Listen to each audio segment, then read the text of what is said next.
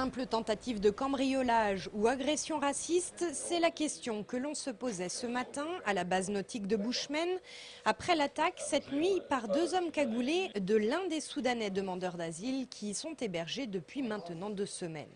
Je me suis levé cette nuit pour boire de l'eau dans la cuisine.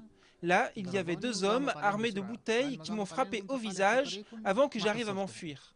Résultat, un passage au CHU et une dizaine de points de suture. C'est la première fois qu'on est confronté à une agression. Effectivement, ça nous inquiète. Ça fait maintenant 2 mois que l'on réclame un hébergement correct pour les demandeurs d'asile. Et je dirais que c'est une situation un petit peu qui découle de cela, quoi, de cette demande qui traîne administrativement.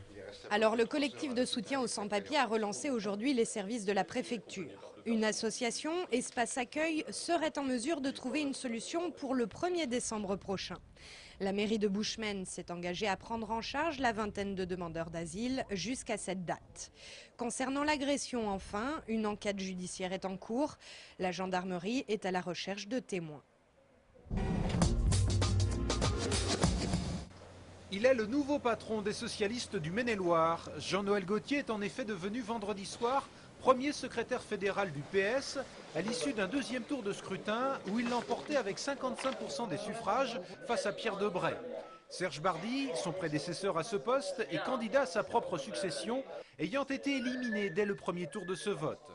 Pour cet enseignant de 34 ans, c'est donc une nouvelle histoire qui commence dans un parti en pleine tourmente. C'est un moment en effet délicat. Cela dit, je crois que le parti a connu des soubresauts et va pouvoir sortir par le haut. Ce qu'on espère, nous, militants de terrain, c'est qu'en effet, nous puissions nous rassembler sur les grandes convergences que nous avons. En Maine-et-Loire, le Parti socialiste compte près de 1400 adhérents. Son nouveau secrétaire fédéral souhaite notamment que les jeunes y prennent toute leur place. Je pense qu'il faut donner au mouvement des jeunes socialistes toute son autonomie, leur permettre de concrétiser leurs projets pour pouvoir justement dynamiser sur le terrain le Parti socialiste et la gauche. Depuis vendredi soir, l'emploi du temps de Jean-Noël Gauthier s'est sérieusement accéléré. Lui qui n'a pas pris de position publique entre Ségolène Royal et Martine Aubry a cependant fait vérifier ce matin le décompte des bulletins de vote pour la Fédération du Maine-et-Loire. Il enchaînera demain soir à Paris avec un conseil fédéral du PS qui s'annonce extrêmement tendu. En attendant, nous, on te transfère et puis Alors, je vais vous demander de frotter le goupillon dans votre bouche, sur chaque joue, pendant 30 secondes. Vaste opération de dépistage de prise de stupéfiants sur conducteurs vendredi soir au carrefour des 7 Sonnettes. Ces kits salivaires étaient pour la première fois utilisés à Angers. 32 agents qui ont suivi une formation spéciale étaient mobilisés pour cette opération impressionnante. Le test salivaire permet de détecter la prise de drogue sous 48 heures.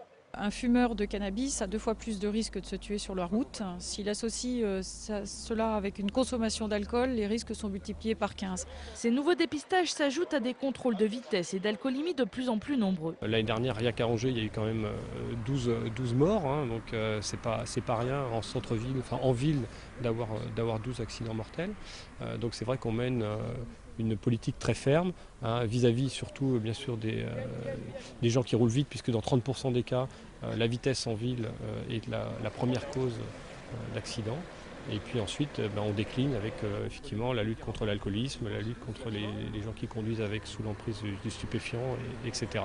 Chacun se soumet au test de dépistage de drogue ou d'alcoolémie docilement, même si pour certains, ce passage obligatoire est mal vécu. Ce soir, j'ai pris l'apéritif et ça a un petit côté, je me sens agressée, quoi.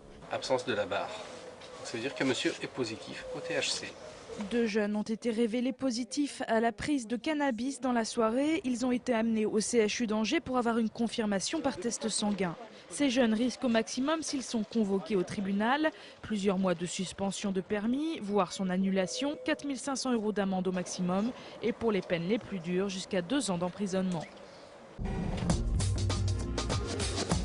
Mes voisins ont une vision de la ville qui n'est pas tout à fait la même que la mienne.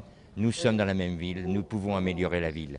Et c'est la raison pour laquelle tout le monde est invité, tout le monde doit pouvoir venir, les jeunes, les vieux, les handicapés, les gens qui sont des mères de famille, les enfants. Samedi, sous le chapiteau dressé devant l'hôtel de ville d'Angers, débutaient les journées de la démocratie locale.